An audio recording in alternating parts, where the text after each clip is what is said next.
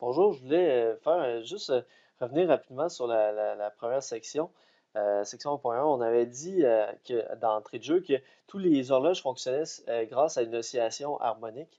Et en fait, même, j'avais parlé de l'exemple de l'horloge grand-père qui était comme plus évident, mais même dans le cas d'une horloge atomique, comme ici vous avez une magnifique photo d'une horloge atomique. Eh bien, dans une horloge atomique, c'est la vibration des électrons, donc eux-mêmes qui font une oscillation harmonique simple, et ils vont émettre des micro-ondes pendant ces oscillations-là, ce qui va nous permettre de détecter la fréquence de ces oscillations-là. Et cette fréquence-là d'oscillation, dans le fond, on mesure combien de fois ils font des oscillations, puis admettons, je donne un chiffre dans le vide, mais admettons, à chaque 1 million d'oscillations, on compte une seconde. Donc, euh, ça nous permet de mesurer le temps de façon extrêmement précise, mais encore une fois, c'est une question d'oscillation. Donc, euh, c'est quand même fascinant. Vous avez ici une photo qui est c'est vraiment incroyable cette photo-là. C'est, euh, c'est une horloge atomique que vous voyez là. Parce qu'une horloge atomique, des fois, c'est assez gros. Ça peut prendre, tu sais, ça peut être, ça peut prendre une pièce complète. Mais ça peut être aussi miniature. Et ici, vous avez justement une horloge atomique vraiment miniature, de la taille d'une puce électronique. C'est vraiment incroyable. C'est des horloges qui ont des incertitudes absolument extrêmement faibles. Je pense que cette horloge atomique-là, elle a une incertitude. Ah non, peut-être pas celle-ci, mais il y a certaines horloges atomiques qui peuvent avoir des incertitudes de 1 seconde sur plusieurs milliards d'années, juste pour vous donner une idée. Donc c'est comme si en plusieurs années, plusieurs milliards d'années, ils vont faire seulement, mettons, 1 seconde d'erreur. C'est incroyable. Euh, OK. On va sauter plusieurs sections. On va arriver tout de suite à la section 1.8 sur les ondes mécaniques progressives. Pour introduire cette section-là, voici un scorpion des sables. Un insecte assez intéressant puisqu'il a une capacité hors du commun. C'est qu'il est capable de cibler ses proies, même s'il est dans l'obscurité totale, donc il ne voit rien. Et en plus, il n'entend rien, il n'a pas d'ouïe. Donc, il est capable de cibler un insecte précisément, une proie, sans même entendre ni voir. Puis je peux vous dire aussi, c'est pas non plus un système d'ultrasons comme avec les chauves-souris. Comment ce scorpion fait-il pour cibler ses proies? C'est une question que je vous pose avant d'introduire cette section. Donc,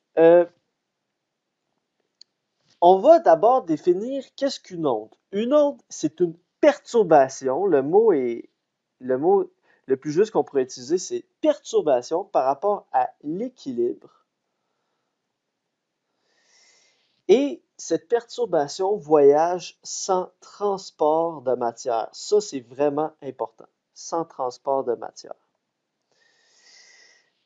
Euh, Prenons par exemple la situation d'une onde dans le fond, les gens font la vague au Centre Bell. D'ailleurs, on va regarder une vidéo.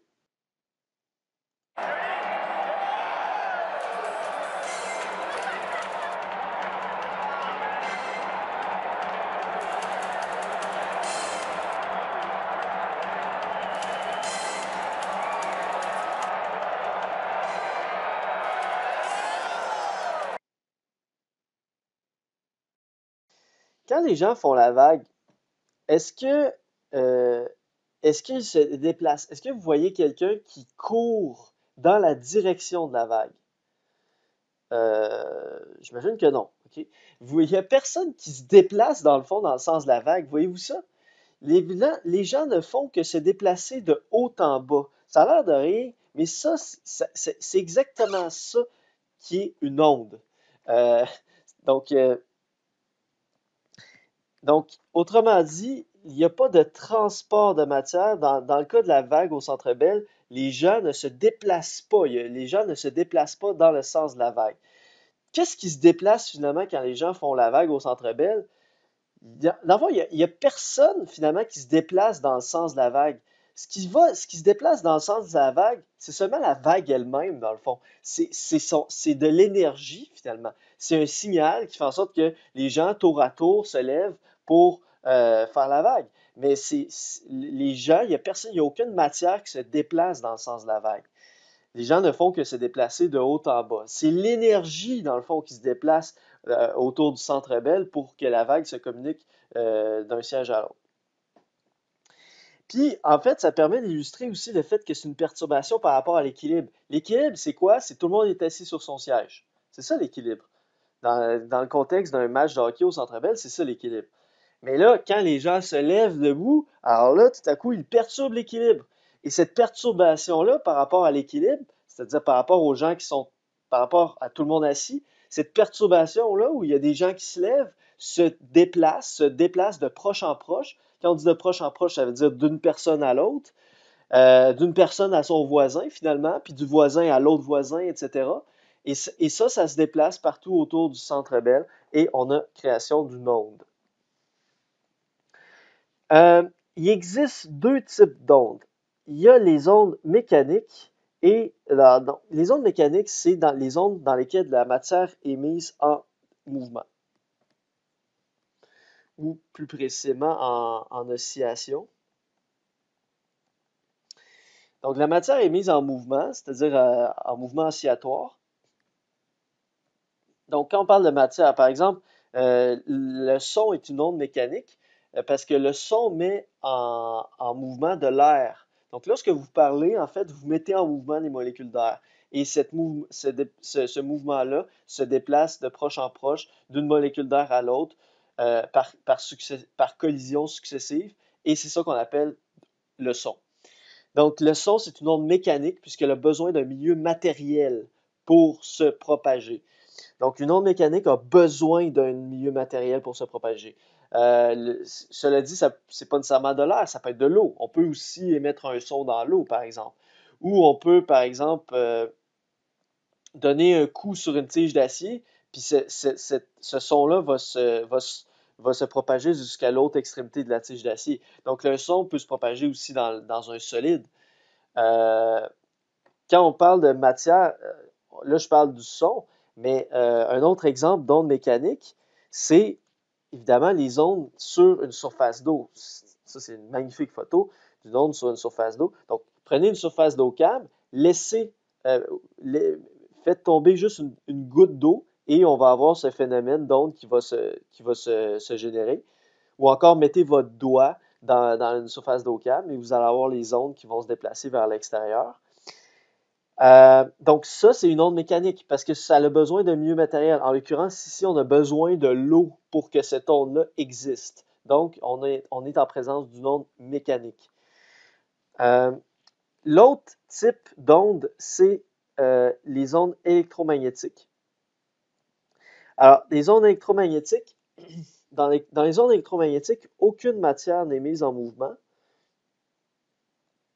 Donc, ces ondes peuvent se propager dans le vide, autrement dit. Donc, la lumière, évidemment, c'est l'exemple le plus classique d'une onde électromagnétique.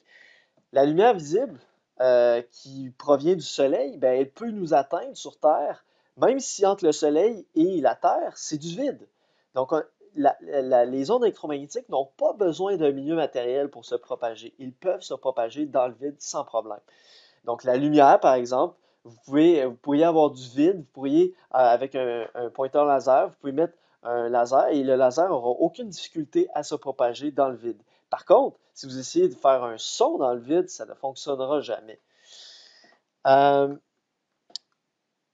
donc, là, je parle de lumière visible, mais les ondes électromagnétiques, c'est tout le spectre électromagnétique. On va en reparler plus tard, entre autres au chapitre 3, mais c'est aussi les ondes radio, les ondes UV, les rayons X, etc. Donc, deux types d'ondes. Les ondes mécaniques qui ont besoin d'un milieu matériel pour se propager, comme le son, comme les ondes sur l'eau, par exemple, ou comme les ondes sismiques, c'est un autre exemple. Et deuxième type d'onde, les ondes électromagnétiques, comme les rayons UV, les ondes radio, les rayons X, la lumière visible, etc., qui, eux, peuvent se propager dans le vide. Ce sont deux ondes de nature différente. Mais dans les deux cas, c'est les ondes et ils partagent la même définition générale. Euh, Donc, lorsque la foule fait la vague au Centre Bell, est-ce que quelqu'un se déplace dans le sens de la vague? Non. Exactement le même phénomène exactement le même phénomène que des ondes dues à la chute d'une goutte sur la surface de l'eau. Donc, encore, dans le cas des ondes qui se propagent ici sur une surface d'eau, remarquez une chose, c'est que l'eau, en fait, ne se déplace pas vers là. OK? L'eau ne se déplace pas dans la direction que j'ai indiquée ici. L'eau ne se déplace pas dans ces directions-là. L'eau ne fait qu'osciller de haut en bas, en fait. Qu'est-ce qui se déplace dans la direction que j'ai indiquée par les flèches? C'est l'énergie. L'énergie, elle, oui, elle se déplace vers l'extérieur. L'onde se déplace vers l'extérieur, mais pas la matière, pas l'eau elle-même. Euh, donc, quand on crée une onde dans une corde, donc par exemple, ici, prenez la situation ici, vous avez la main, et là, votre corde est attachée ici, et là, vous donnez une secousse vers le haut. Vous avez sûrement déjà expérimenté ce phénomène. Donc, vous donnez une courte secousse vers le haut ici, donc en faisant monter et descendre votre main rapidement. Alors là, il y a une onde, une perturbation que vous allez créer dans la corde par rapport à l'état d'équilibre qui est la corde horizontale. Et là, cette perturbation-là va se déplacer vers la droite, va avancer vers la droite. Donc, donc vous avez créé une onde. Et donc, la vitesse de propagation de l'onde, c'est vers la droite, c'est vers où se dirige la perturbation. Mais la corde elle-même, si vous fixez un point de la corde, va seulement bouger de haut en bas. On va revenir là-dessus. Donc, un point de la corde est-il transporté vers l'avant de la corde? Non. Les points de la corde n'effectuent qu'un mouvement vertical pendant que l'onde passe. Un mouvement de haut en bas. Donc, est-ce que la matière suit l'onde? Non. Ça, c'est très important. La matière ne suit pas l'onde. L'énergie se déplace avec l'onde, mais pas la matière qui la supporte. À ce stade-ci, je veux vous présenter une petite vidéo sur les ondes progressives. Une onde mécanique progressive, c'est une perturbation qui se propage de proche en proche, sans transport de matière, mais avec transport d'énergie. Des vagues à la surface de l'eau, une onde sonore ou une onde sismique sont des exemples d'ondes progressives à 2 ou 3 dimensions. Cette simulation illustre le cas particulier d'une onde progressive à une dimension. La perturbation générée par la source se retrouve un endroit plus loin, un instant plus tard.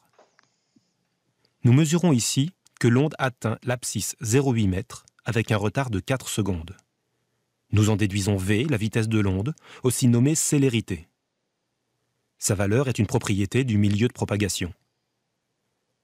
Si maintenant la source d'excitation est périodique, alors l'onde qui se propage est une onde progressive périodique. Étudions l'onde sinusoïdale. Elle se caractérise par une double périodicité. Une périodicité spatiale, qui s'appelle la longueur d'onde, et une périodicité temporelle qui est sa période. Pour mesurer la longueur d'onde, figeons le temps et mesurons la longueur qui sépare deux sommets consécutifs. Nous constatons aussi que deux points distants d'une longueur d'onde vibrent en phase. Pour déterminer la période, figeons x et suivons la vibration d'un seul point. Le temps que met la boule rouge pour effectuer un cycle est la période. Notons que la période est aussi le temps mis par l'onde pour parcourir la distance lambda. Nous pouvons donc en déduire la vitesse de l'onde, v égale lambda sur t, ou encore lambda f, si nous introduisons la fréquence f inverse de la période, exprimée en Hertz. Alors, cette vidéo-là était très intéressante pour nous illustrer différents concepts. En particulier, une des choses très intéressantes que la vidéo nous a montré, c'est d'une part ce qu'il appelle la double périodicité. Donc, mettons, vous avez une onde. Si vous regardez une particule en particulier, vous allez la voir faire une oscillation, en fait, un mouvement harmonique simple. Fait que ça démontre la périodicité temporelle. Donc, le mouvement d'une particule en particulier se répète systématiquement. Donc, il y a une périodicité dans le temps. Et en même temps, on peut aussi figer le temps. Et là, on a une périodicité spatiale. Donc, comme présentement, voyez-vous, on a cette zone-là ici. Puis cette zone-là ici, elle se répète ici, et etc. Donc, on a comme une espèce de... on a ce qu'on appelle une périodicité spatiale, c'est-à-dire que si on fige le temps, Ben, on a une espèce de répétition à l'infini, toujours du même sinus finalement, le même sinus qui se répète à l'infini. Puis la distance pour faire un cycle complet, c'est ce qu'on appelle une longueur d'onde. On va revenir là-dessus et le symbole lambda ici. On va revenir là-dessus un peu plus tard. Maintenant, je vais aller à la... Tout de suite, je vais skipper celle-là pour l'instant. Je vais aller tout de suite à celle-là. Je reviendrai à l'autre après. Distinguer les ondes transverses et les ondes longitudinales. Donc, j'ai une animation pour ça. Donc, ici, on a d'abord une onde transverse, ou transversale, comme on dit dans le livre, là. Une onde transversale. Donc, dans une onde transversale, vous voyez ce qui se passe. Alors, ça, c'est, par exemple, ce qui se produit quand on a une onde sur une surface d'eau, ça va être de cette forme-là. Donc, si on suit une particule un point d'eau en particulier, comme par exemple la molécule qui est dessinée en rouge ici, ben, ce qu'on va voir, c'est que cette molécule-là va juste faire un mouvement vertical. Voyez-vous dans quel sens l'onde se propage? Regardez si on essaye de la suivre. Regardez par exemple, suivez par exemple un sommet, vous allez voir. Regardez, je suis en train de suivre le sommet. Voyez-vous vers où je me dirige? Donc, l'onde se propage vers la droite. On peut faire la petite flèche ici qui voyage à la vitesse de l'onde. Donc, la vitesse de l'onde, c'est la vitesse de cette flèche ici. Donc, ici, on a une onde qui se propage vers la droite. On appelle ça la célérité ici, mais nous autres, on va toujours parler de la vitesse d'une onde, simplement. On peut aussi montrer son amplitude. Donc, l'amplitude de l'onde ici, c'est en fait l'amplitude du mouvement harmonique simple que décrit la particule en rouge. Donc, sa position d'équilibre, c'est vis-à-vis l'axe des abscisses ici. Donc, ça, c'est sa position d'équilibre. Mais la particule va faire un mouvement harmonique simple de part et d'autre de cette position d'équilibre-là. Puis, si on regarde une autre particule, ben, ça va être le même phénomène. C'est juste qu'elle va être un peu déphasée par rapport à la particule rouge. Toutes les particules sont un peu déphasées. Pour avoir deux particules qui sont parfaitement en phase une avec l'autre, il faut prendre une particule qui est exactement une longueur d'onde plus tard. Donc, si on fait une pause ici, donc cette particule-ci, elle est parfaitement en phase, elle va toujours rester parfaitement en phase avec cette particule-ci, par exemple. Donc, si vous suivez leur mouvement, vous voyez, elles sont toujours en phase. Marquez ce qui se produit maintenant si on augmente la longueur d'onde. Donc là, ça veut dire qu'il y a une plus grande distance entre les particules au sommet ici puis le prochain sommet. Vous voyez? Donc la longueur d'onde, c'est finalement la distance entre deux sommets consécutifs. Donc vous voyez ici, on a une plus grande distance que tout à l'heure entre deux sommets. Donc on a une plus grande longueur d'onde. Mais on a la même fréquence que tout à l'heure. Donc 0,2 Hz en fait. Donc 0,2 Hz, vous vous rappelez c'est quoi un Hertz? C'est des oscillations par seconde. Ça veut dire que présentement, on fait 0,2 oscillations par seconde. Ça veut dire 1/5 d'oscillation par seconde. Donc, logiquement, ça prend combien de temps pour faire une oscillation? Si il fait 1/5 d'oscillation par seconde, combien de secondes pour faire une oscillation complète? Donc, j'imagine que vous l'aurez compris, c'est 5 secondes. Donc, il fait 1/5 d'oscillation par seconde. Donc, en 5 secondes, il va avoir fait une oscillation complète. Vous voyez, donc c'est toujours notre F est égal à 1 sur T. Là. Bon, c'est encore là. Donc, F est égal à 1/5 de Hertz, T égale 5 secondes. Okay? Toujours des inverses multiplicatifs. Alors, si j'augmente encore plus la longueur d'onde, regardez ce que ça fait. Là, j'ai une onde. Voyez-vous que l'onde, elle voyage plus vite que tout à l'heure, présentement. Là. Donc là, maintenant, j'ai une plus grande longueur d'onde. Je peux augmenter encore plus la longueur d'onde comme ceci. Et je peux aussi revenir à la longueur d'onde que j'avais tout à l'heure. Mais maintenant, ce que je vais faire, c'est que je vais augmenter la fréquence. Regardez ce qui va se produire. Voyez-vous? Donc, la fréquence, qu'est-ce qu'elle fait? C'est qu'elle fait en sorte que chaque particule va osciller plus vite. Voyez-vous? Voyez-vous la différence entre ceci à 0,2 Hz versus à, mettons, 1 Hz à 1 Hz, ça veut dire une oscillation par seconde. Donc, à chaque seconde, il fait une oscillation. Donc, ça va beaucoup plus vite que tout à l'heure. Ça va 5 fois plus vite que tout à l'heure, en fait. Donc, chaque particule va 5 fois plus vite que tout à l'heure. Puis là, je peux augmenter jusqu'à 1,4 Hz. Donc, ça, c'est une fréquence d'oscillation élevée. Donc, il faut avoir ces concepts-là en tête. Qu'est-ce que ça veut dire une fréquence d'oscillation élevée? Ça veut dire ça. Ça veut dire que chaque particule oscille très rapidement autour de sa position d'équilibre. Fréquence d'oscillation très faible. Okay? Fréquence d'oscillation très élevée. Longueur d'onde petite, longueur d'onde grande. Puis, si j'augmente la longueur d'onde et la fréquence en même temps, je vais avoir une onde qui va être à la fois très grande et très rapide. Donc là, je vais avoir une vitesse d'onde qui va être absolument très élevée.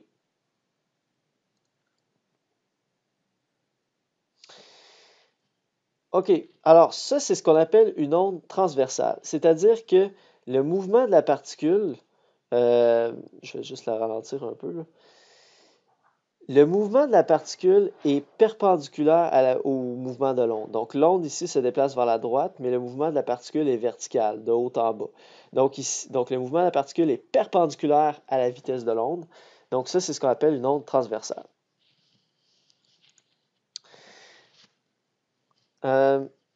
Donc, exemple d'onde transversale, les ondes sur l'eau, par exemple. Ou encore, on peut le faire aussi avec des ondes sur un ressort que je veux faire en démonstration. Et un autre exemple, en fait, c'est la lumière. C'est une onde transversale, mais par contre, c'est pas une onde mécanique. Faire attention, là. C'est une onde électromagnétique, mais c'est quand même une onde transversale. C'est-à-dire que le champ électromagnétique varie de façon perpendiculaire à la direction de l'onde. L'autre type d'onde, c'est les ondes longitudinales. Donc, voici un exemple d'onde longitudinale. Alors, voici la différence, c'est que maintenant, voyez-vous, si on regardez le déplacement de la particule en rouge. Donc, sa position d'équilibre, c'est à x égale 3 mètres, puis elle se déplace comme un peu à gauche, puis un peu à droite de cette position-là. Donc, elle est en mouvement harmonique simple, encore une fois, mais cette fois-ci, voyez-vous que son mouvement harmonique simple est horizontal, c'est-à-dire dans le même sens que l'onde. Donc, c'est ça la différence par rapport à tout à l'heure, c'est que le déplacement des particules est parallèle à la vitesse de l'onde, au déplacement de l'onde. Donc, pour savoir c'est quoi la vitesse de l'onde, en fait, ici, ce que vous faites, c'est que vous suivez. Voyez-vous, il y a des zones où les molécules sont plus denses, comme ici, puis des zones où les molécules sont moins denses, comme ici. Fait que vous suivez, mettons, une zone où les molécules sont denses. Fait que si je le fais ici, regardez. Donc, ça, c'est la vitesse de l'onde. Si on suit l'endroit où les molécules sont plus denses, on va à la vitesse de l'onde. Je vais mettre une flèche qui va suivre la vitesse de l'onde. Donc, voyez-vous. On pourrait faire l'inverse aussi, puis suivre l'endroit où les molécules sont moins denses, ça reviendra au même, ça reviendra à la même vitesse. Maintenant, l'amplitude du mouvement, voyez-vous, ça va être selon un axe horizontal cette fois-ci. Donc ici, 0, c'est sa position d'équilibre et va osciller de part et d'autre. Donc son amplitude, ça va être ici. Et il va aller à la même amplitude du côté négatif. Donc, il va osciller encore une fois de moins A à plus A. Mais la différence vraiment importante, c'est que cette fois-ci, le déplacement des molécules est parallèle à la direction de l'onde, alors qu'ici, le déplacement des molécules était perpendiculaire à la direction de l'onde. Donc ici, on a une onde transversale, et ici, on a une onde longitudinale. Un exemple d'onde qui se propage comme ceci, c'est le son. Le son, donc imaginez que toutes les boules sont comme des molécules d'air. Alors ça, c'est votre voix qui est en train d'apporter l'information du mot que vous avez prononcé, par exemple. Donc, les molécules d'air vont toutes entrer en collision successivement les unes sur les autres comme ça, et c'est ça qui va faire la propagation du son. On peut jouer aussi sur la longueur d'onde et la fréquence comme tout à l'heure. Donc, si on fige le temps, la longueur d'onde, c'est la longueur qui va avoir la distance entre les points, mettons, où les molécules sont plus denses. Donc, admettons entre ici et ici, par exemple. Donc, ici, on a une longueur d'onde qui est qui est de 1 mètre présentement. Donc, voyez-vous, entre ce point ici et ici, on a un cycle complet. Et ici, on a 1 mètre. Donc, entre 2 mètres et 3 mètres. Donc, on a 1 mètre de distance. Si maintenant, j'augmente la longueur d'onde, regardez ce que ça va faire. Donc, j'ai encore mon onde longitudinale, mais qui oscille sur une plus grande distance. Donc, si on fige le temps, la distance entre, mettons ici, la zone où les molécules sont plus denses, la prochaine fois que ça arrive, c'est ici. Donc, maintenant, j'ai une distance de 2 mètres entre deux zones de concentration élevée de molécules successives. Donc, maintenant, j'ai une longueur d'onde de 2 mètres.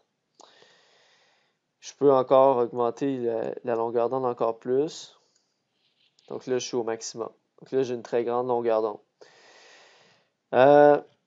Je vais revenir à une longueur d'onde petite. Et maintenant, je vais augmenter la fréquence. Qu'est-ce que vous attendez à ce que ça va faire? La fréquence, c'est la vitesse. N'oubliez pas, hein, c'est la vitesse à laquelle les molécules oscillent. Regardez ce que ça fait quand j'augmente la fréquence. Donc, les molécules vont osciller plus rapidement. Présentement, je suis à 0,5 Hz. Donc, ils font un demi-cycle par seconde. Donc, ça prend 2 secondes pour faire un cycle. 0,7 Hz.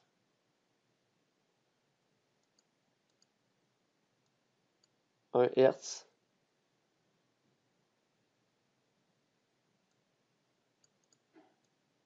1,4 Hz. Donc là, les molécules oscillent très rapidement. Je peux aussi augmenter la longueur d'onde juste pour le plaisir. Donc là, j'ai une longueur d'onde plus grande, une longueur d'onde plus grande, plus grande, plus grande. Fait que là, quand ma longueur d'onde et ma fréquence est la plus grande possible, c'est là que la vitesse de l'onde est la plus rapide.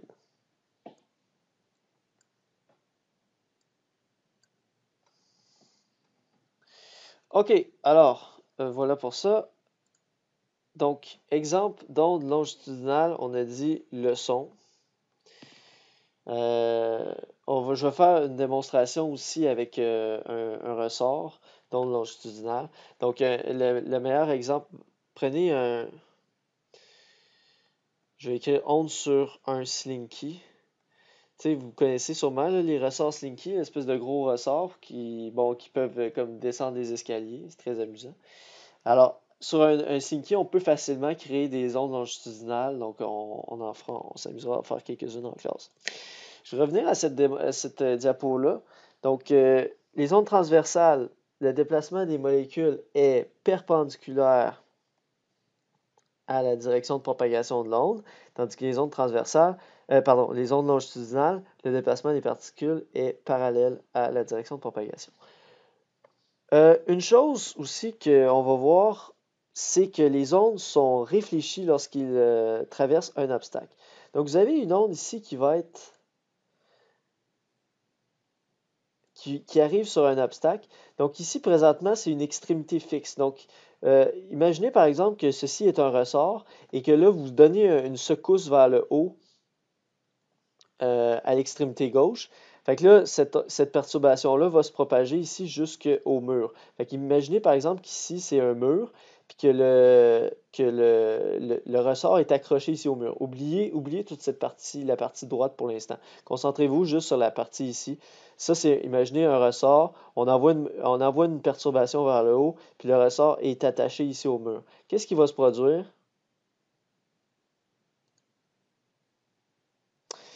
C'est que l'onde va repartir. Avez-vous vu que l'onde est repartie dans l'autre sens? Donc au départ, regardez, l'onde arrive, là elle arrive sur le mur. Le point ici, il ne peut pas bouger parce qu'il est fixé sur le mur. Mais là, l'onde, le ressort va se déformer. Et regardez ce qui se passe, c'est que l'onde va repartir dans la direction opposée. Donc, autrement dit, on a eu une réflexion de l'onde sur on a eu une réflexion de l'onde sur le mur. Et on remarque que la réflexion est opposée par rapport à l'onde incidente. Donc, si l'extrémité du ressort est fixe, c'est-à-dire que comme l'extrémité droite du ressort était fixée au mur, l'onde réfléchie est inversée par rapport à l'onde incidente. Et si maintenant l'extrémité du ressort est libre,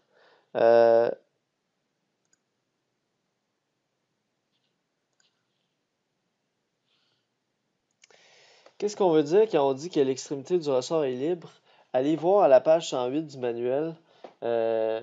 Donc, à la page 108, les deux figures en haut, vous avez le cas où la corde est attachée au mur, donc l'extrémité est fixe. Et ensuite, juste en dessous, vous avez la situation où la corde est sur le mur. Il y a une espèce de poteau vertical et il y a un anneau. Et la corde est, dans le fond, l'anneau est libre de se déplacer verticalement de haut en bas sur ce poteau. Alors, c'est ça qu'on appelle une extrémité libre. Alors, lorsqu'on a une extrémité libre, qu'est-ce qui va se produire?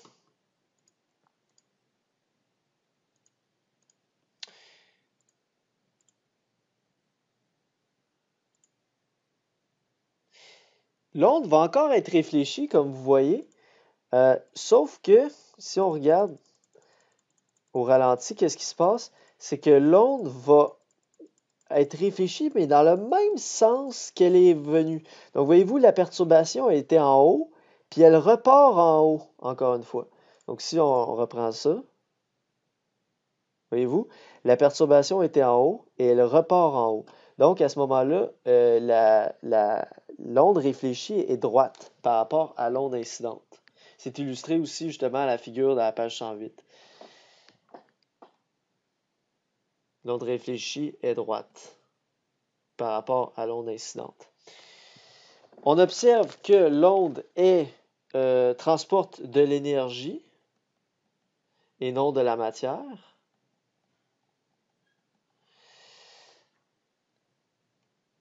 On produit deux ondes voyageant en sens contraire en même temps. Après s'être rencontrées, les ondes disparaissent-elles ou continuent-elles de se propager? Alors ça, on va l'expérimenter en classe. On y répondra après l'avoir expérimenté. OK, donc ça, c'est ce qui termine ce que je voulais faire par rapport à cette section-là.